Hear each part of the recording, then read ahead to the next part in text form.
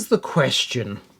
Thermaltake calls this case the Retro 360 TG. 360mm cooler support, TG for tempered glass, as you can see. But we have an allegedly retro front panel. So can you actually successfully mix retro and modern features? And can you do it at a low price?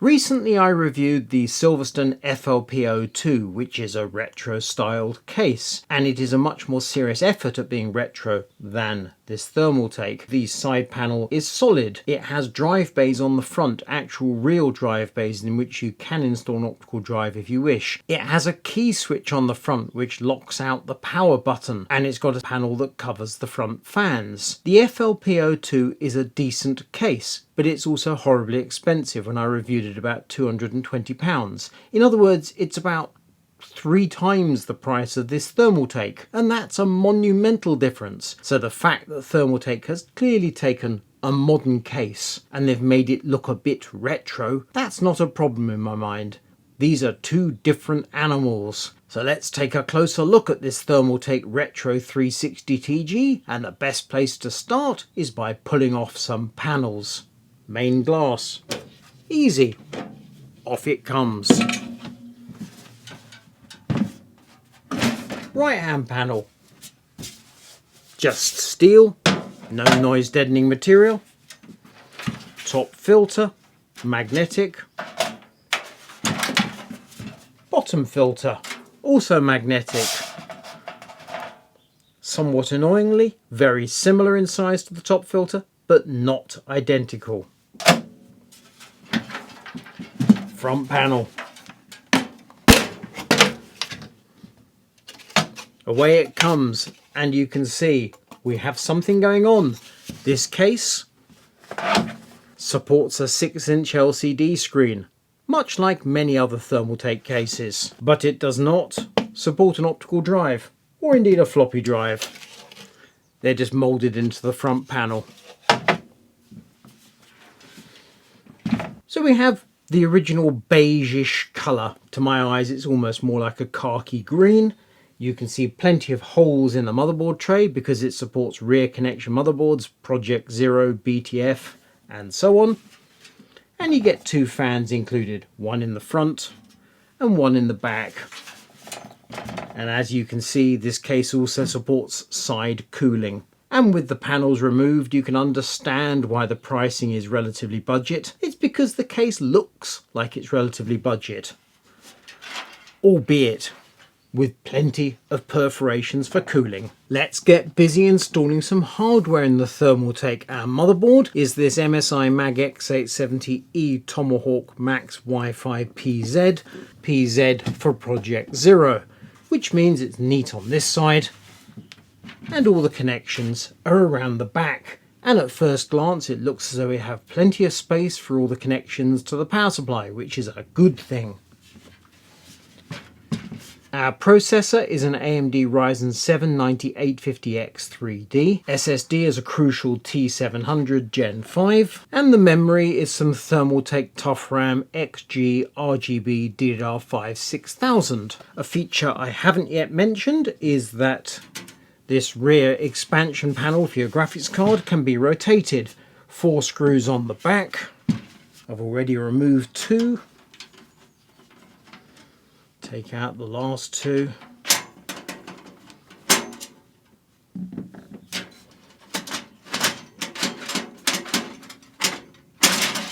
Slightly easier with the motherboard not in place, of course. It's on a square pattern, so you can simply rotate it if you want a vertical GPU. And if you're doing that, you'll need a separate riser kit. But you use 2 standoffs that come with this case, put your riser on there, and now you have a vertical GPU.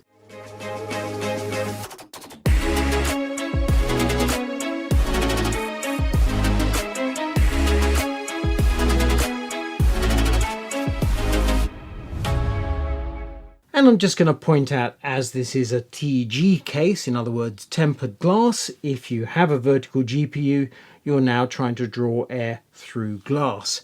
That strikes me as not the brightest idea and probably something to avoid. So let's put the panel back in the conventional position and then we can get on with more of the hardware. Next we have the power supply, Thermaltake ToughPower GT1200W.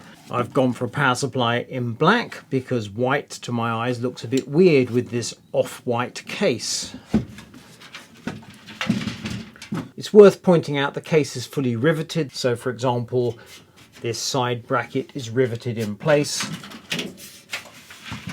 as is the rear, which means this fully modular power supply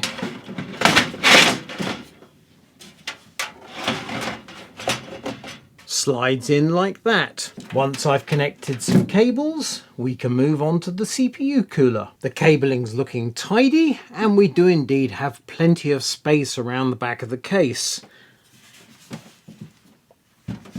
And that of course means it's looking beautiful and clean in the main compartment. And we move on to the CPU cooler. I'm going for this Thermaltake MAGFloe 360 Ultra ARGB sync, which means I have a choice. Do I put it in the side or in the roof of the case? And I think I'm going for a roof installation. The MAGFloe 360 Ultra is a fairly snug fit in the roof of the case, but we have enough space to install it without any difficulty. And the nature of the Project Zero motherboard leaves the main compartment looking amazingly tidy. And we finish up with the graphics card, which is a Palit RTX 5080 Gamerock OC. With the PC running, we can configure the lighting in the memory, fans, and the 360mm AIO cooler. We're using Thermaltake's RGB Plus software to do this. And in addition to the LCD on the pump body, we've also installed the 6-inch LCD screen in the front of the case. To test the Thermaltake case, we're using a combination of 3D Mark Speedway stress test and Cinebench R23. Running both pieces of software together, the system power draw is 590 watts at the wall socket. And for the first test, we have all the fans in the case running at 1000 RPM, which sounds like this. With an ambient of 20 degrees Celsius, our processor's running at a rather toasty 94 degrees and the graphics card at 65 degrees. Increasing the fan speeds, we now have the case fans running at 1200 RPM and the AIO fans at 1300 RPM. And that sounds like this.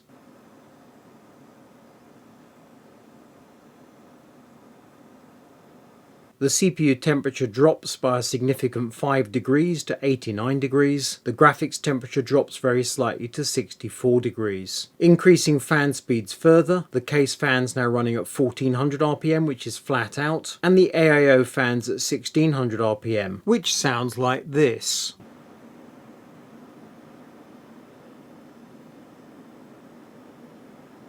CPU temperature is 85 degrees, graphics temperature 63 degrees. Replacing the two original case fans with three Thermaltake 120mm fans, two at the front and one at the back. We have the case fans running at 1250 RPM and the AIO fans at 1300 RPM, and that sounds like this.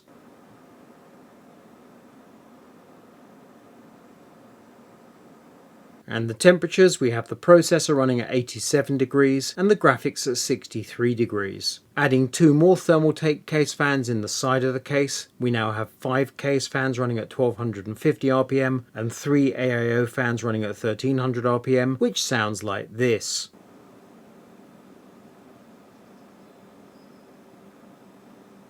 CPU temperature drops further to 83 degrees, graphics temperature rises very slightly to 64 degrees. I think we can agree the Thermaltake Retro 360 TG is retro in name only when you put, well, the LCD in the front for one thing. And then you pack it out with a load of RGB hardware and it doesn't look the least bit retro, particularly behind this clear glass panel. So what do I think about the Thermaltake case? Pros and cons. On the positive side, it has fun retro styling, well, from the front at any rate. The price is fairly low, and you have a decent amount of space inside for your ATX gaming PC. Cons, the negative points. There are no optical drive bays. Personally, I haven't used an optical drive in a PC in a very long time, but some of the audience likes optical drives. If that's what you're after, this case is not for you. It just looks like it might support an optical drive. Secondly, the included case fans are controlled by DC rather than PWM, i.e. 3-pin fan connectors rather than 4-pin. I don't like that. Clearly that would have saved a small amount of money for Thermaltake, but please, PWM.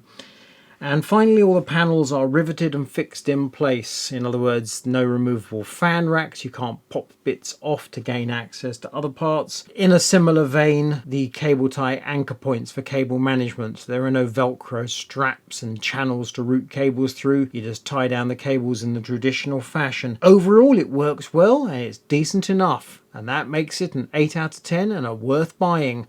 Do please check us out at kitguru.net, and also we're on TikTok.